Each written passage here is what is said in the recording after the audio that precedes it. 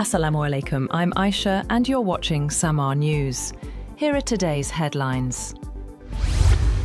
US intelligence reports continue to warn that Russian President Vladimir Putin has not abandoned his aims of capturing all of Ukraine and reclaiming parts of Europe that belong to the former Soviet Empire, even as negotiators seek an end to the war that would leave Russia with far less territory.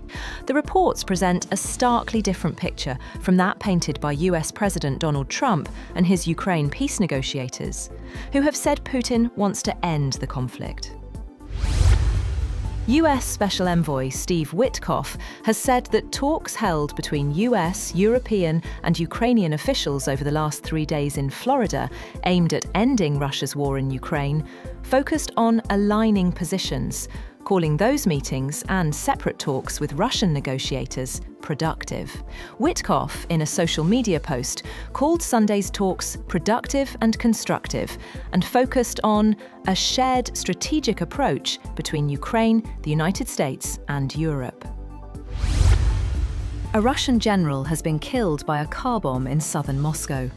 Russian investigators said they suspected Ukrainian special services could have been behind the attack. The bomb exploded under the Kia Sorento, driven by Lieutenant General Fanil Savarov, head of the Russian General Staff's Army Operational Training Directorate, as he left a parking space.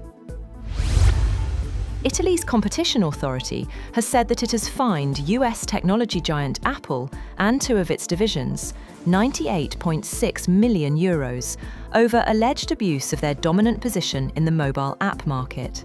The regulator said the group allegedly violated European regulations with Apple's App Store, where it holds an absolute dominance in dealing with third-party developers.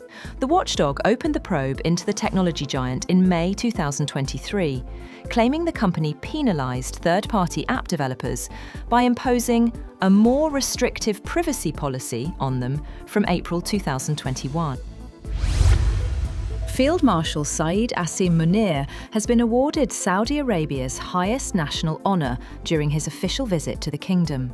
During the visit, the Chief of Defence Forces and Chief of Army Staff called on Saudi Minister of Defence, Prince Khalid bin Salman bin Abdulaziz Al Saud.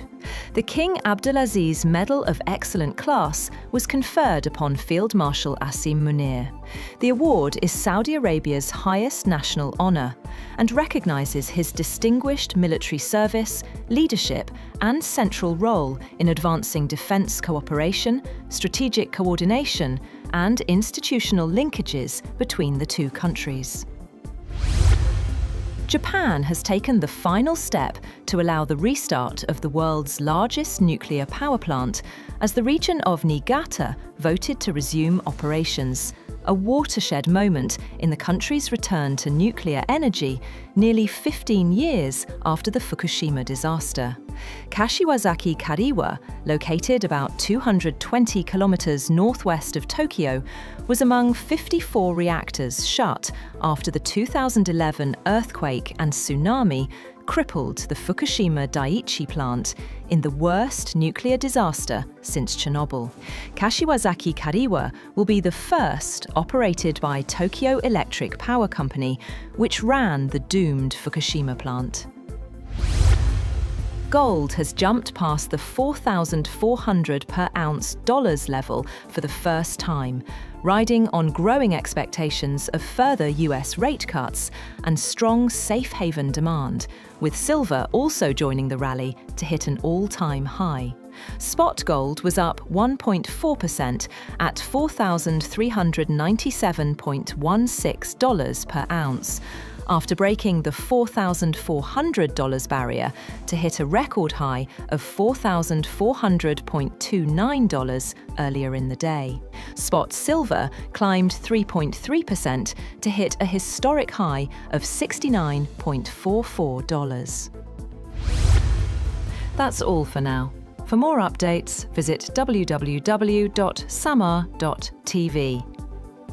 Thank you for watching Samaa News.